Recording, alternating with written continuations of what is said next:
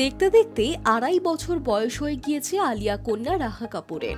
ভাট কাপুর পরিবারের নয়নমণি খুদে রাহা প্রায়শই একরত্তিকে ক্যামেরাবন্দি করে থাকেন ছবি শিকারীরা।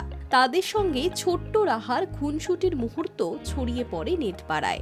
আলিয়া আবার সম্প্রতি জানিয়েছেন, মেয়ের জন্মের পর থেকেই নাকি রণবীর কাপুর একেবারে বদলে গিয়েছেন।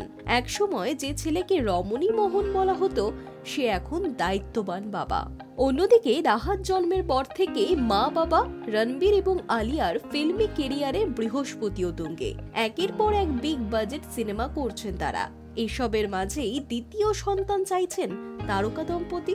রাহাকে বড় করার সঙ্গে সঙ্গে দ্বিতীয় সন্তানের পরিকল্পনাও করে রেখেছেন আলিয়া। তাহলে কি খুদে রাহা এবার দিদি হচ্ছে? সম্প্রতি এক সাক্ষাৎকারে নিজেই জানিয়েছেন অভিনেত্রী। সেখানে অভিনেত্রী জানান, পুত্র সন্তানের জন্য একটি নাম ঠিক করে রেখেছেন তারা।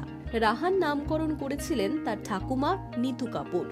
সেই সময়ে পুত্র সন্তানের নাম ভেবে রেখেছিলেন রণবীর আলিয়া। অভিনেত্রীর কথায়, ভবিষ্যতে যদি আমার ছেলে হয় তাহলে সেই নামটাই রাখবো।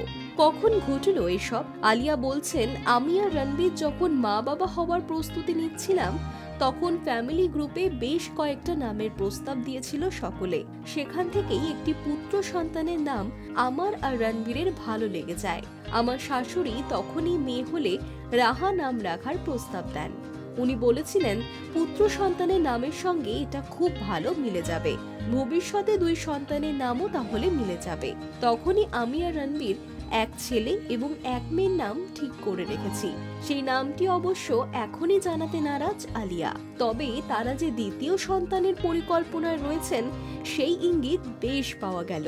2022 সালের এপ্রিল মাসে বিয়ে করেছিলেন আলিয়া ও রণবীর। তার কয়েক মাসের মধ্যেই তারা জানান, সংসারে আসছে নতুন সদস্য।